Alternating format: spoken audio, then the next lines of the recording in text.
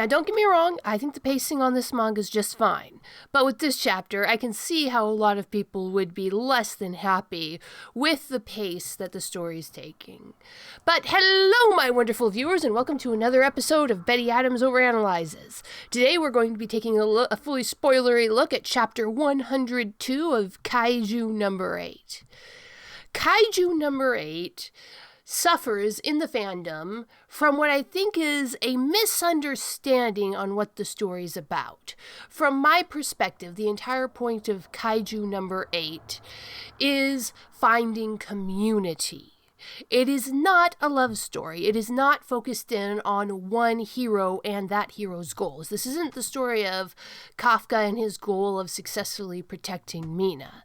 That is Kafka's motivation, but that's not what the story is about. Over the past 100 chapters, I've really gotten the sense that this is a story about community, about reaching out to the people around you, which is a story that really needs to be told in the modern day and age, because with all of the technological advances, what we get is this a practical isolation. Despite our ability to reach out and communicate with everybody constantly, physically, we're very, very isolated. And as much as our technology advances, human beings are still very physical creatures. And a good manga will always address the issue of its time as well as being universal. And the issue that again and again Matsumoto addresses is that grinding sense of isolation that you get in first world countries with all of our 5G Wi-Fi that connects us constantly to the entire world. And so when Matsumoto is addressing this very human, very real issue, Matsumoto has to do it through showing every element of the community. And that requires a slower pace than a story that is just about one person and their personal goals. So while Kafka's personal goals are driving the story, this is essentially a story that demands a slower pace. It demands that we stop and pull back and look at what the rest of the community is doing, what all of these human-to-human connections that Kafka has built up, how they're all doing. However, that does slow the story down. And I think that this chapter 102, really is a good example of that. I found this chapter entirely satisfying, but it does act as a delay to the main action storyline, which is Kaiju number 8 tearing over to deal with what's happening to Mina. So what happens in this chapter? What happens is that we touch back in with the rest of the community. All of these human-to-human connections that spread out from Kafka, these people who he's inspired, the people who care for him. We have gone dozens of chapters without seeing them. And I really felt that. I wanted to know what was going on, what they were doing. And that's what we find out in this chapter. The main focus is, of course, on Aiharu and what he's been doing, how Aiharu's been training. That's the main thrust of the chapter. We find out that Aiharu, unable to maintain captain levels of output consistently, is able to achieve it in surges.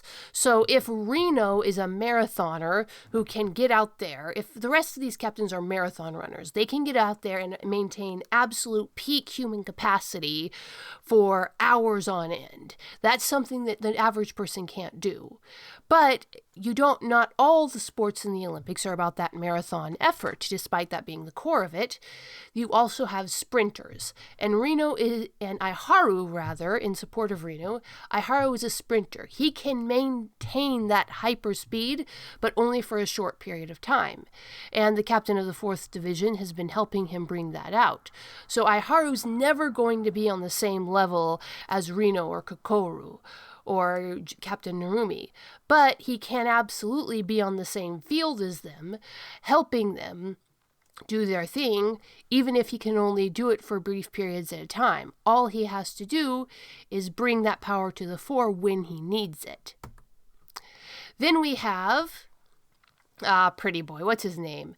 Pretty Boy is bringing his backstory into play. If you remember, the Pretty Boy is the rich son of a business tycoon who makes his living.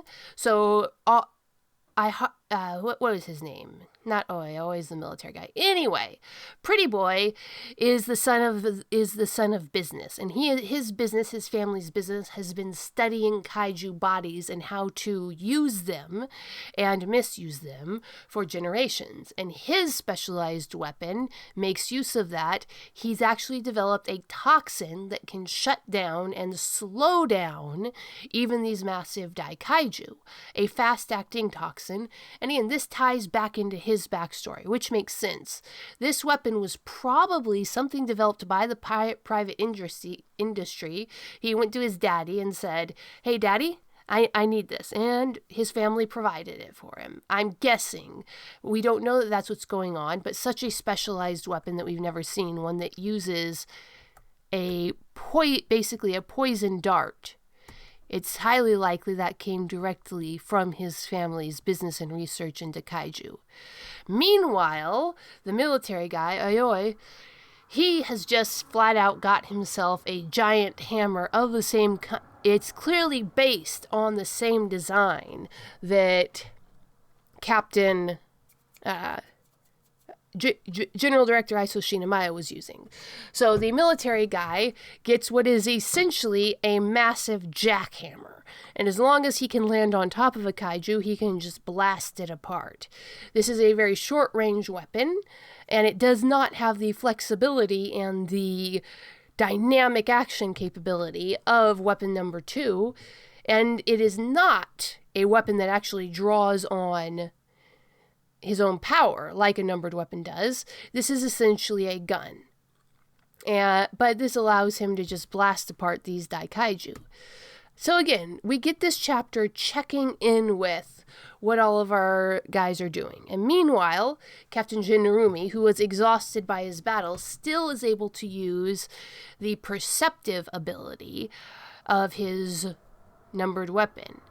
And that's when we get the big reveal that, unlike all of the other kaiju, which were thinking sapient beings, these are simply weapons.